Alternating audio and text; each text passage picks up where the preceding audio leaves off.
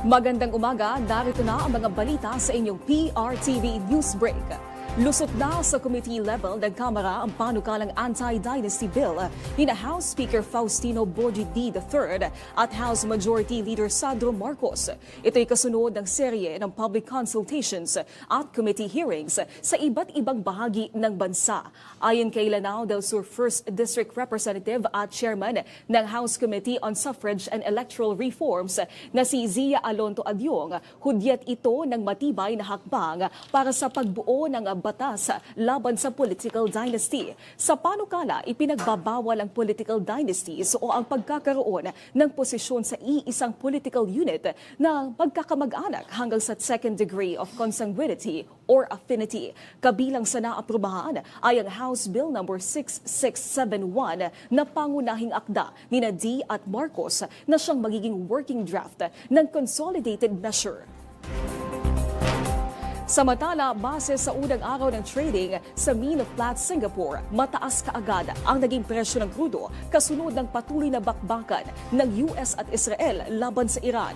Base sa world market prices, halos 10 piso ang itinaas sa diesel, halos 5 piso naman sa gasolina at mahigit 10 piso sa kerosene. Posibleng tumaas pa ito o bumaba depende sa magiging average sa 5 araw na trading. Samantala, nangako ang Department of Energy na ilalatag nila ang mga hakbang para hindi agaran at matindi ang magiging epekto nito sa mga consumer. Kabilang na ang pautay-utay na dagdag sa kada litro na ikakalat sa loob ng isang buwan. Patuloy ang bakbaka ng US at Israel laban sa Iran. Naiipit naman ang milyon-milyon nating mga kababayan na nagtatrabaho sa gitnang silangan. Kabilang na dyan si Quina na nagtatrabaho sa Dubai na makakausap natin ngayon via Zoom. Si Quina, si Naomi Tiborcio ito ng PRTV Newsbreak. Kamusta ka na dyan? Hello po, okay naman po kami dito. Quina, kamusta yung supply mo ng pagkain at ng tubig at iba pang pangunahing pangangailangan? Actually, lahat okay naman. Nakakalabas ba kami? Kahapon nag-malling lang kami. Lahat po, normal naman po. So far, wala kaming nararamdaman na anything na pagkukulang. Okay naman lahat. So wala pong restrictions sa paglabas ninyo sa bahay, pagpasok ninyo sa trabaho? Wala naman po. Actually, like, pwede kang mag-gym if you want to. Pwede kang kumain sa labas. Pwede kang mag-coffee. Anything like the normal, like the usual. Okay naman po lahat. Pero nitong mga nagdaang araw, may mga narinig ba kayo na mga pagsabog o mga pag-atake? Nung 28, mga hapon ng 28, medyo sunod-sunod dahil sa pag-intercept. And nung morning, para siyang naging alarm ko. Actually, medyo malakas yung mga pag-intercept. And somewhere, parang malapit lang sa area namin. And mga bandang hapon, medyo sunod-sunod din yung pag-intercept nila. Pero apart from that, okay naman. Ano yung reassurance sa inyo ng host country ninyo at kamusta yung iba nating mga kababayan, yung mga kaibigan nyo dyan?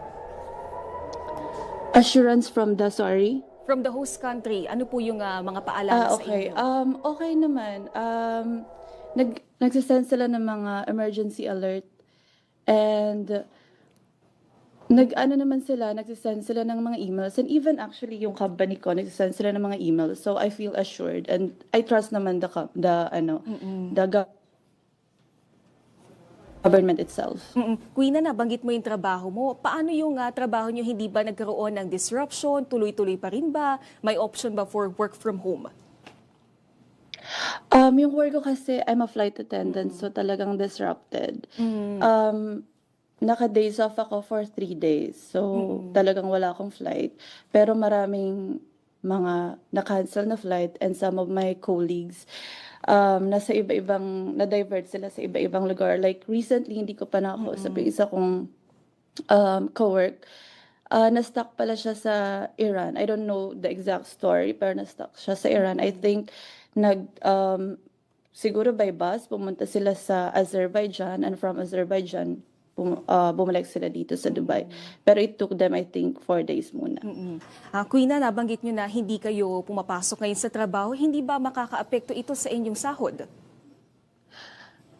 Well, kasi yung work ko naman flying pay, apart for that, may basic naman. So, yung basic, kaya naman, okay naman ma-provide yung needs. So, kaya naman. Actually, mamayang 5 PM dito, may flight ako, pero most probably baka ma-cancel din. Kasi, chine-check ko yung system namin, maraming mga flights yung na-cancel. And parang, so far, four flights yung na-resume ulit, somewhere in Russia. Kung magbukas yung pintuan para bumalik sa Pilipinas na pag-uusapan yung repatriation, kukuhanin niyo ba itong pagkakataon na ito? To be honest, parang hindi pa naman. Kasi I don't feel safe. I feel like it's normal. Though may mga naririnig talaga kami mga interception. At first, syempre natakot ako kasi sa husband ko rin, sa mga friends ko. Kasi parang hindi naman siya normal na nangyari. At first time ko rin ma-experience. Pero apart for that, parang okay naman na. Actually, parang okay naman lahat. So far. Naku, Queen, maraming salamat sa inyong pagkakataon at oras na ibinigay sa amin dito sa PRTV News. Maraming salamat at mag-iingat ka dyan. Okay, thank you. Samantala, inanunsyo ng pamunuan ng MRT3 na libre ang sakay sa lahat ng kababaihan na pasahero sa piling oras sa March 9, Lunes kasabay ng International Women's Day. Sisimulan nito ng alas 7 hanggang alas 9 ng umaga at mauulit ng alas 5 ng hapon hanggang alas 7 ng gabi. Ayon sa MRT3, ito ay simpleng pasasalamat sa mga kababaihan sa kanilang mga nagawa para sa bayan. At yan ang mga balitang nakalap ng inyong PRTV Newsbreak. Live kami sa free-to-air Beam Channel 31, Signal Channel 31 at sa YouTube. Tumutok din sa aming social media accounts sa Instagram, Facebook at TikTok sa @PRTV Prime Media. Ako po si Naomi Timurcio. Magandang umaga.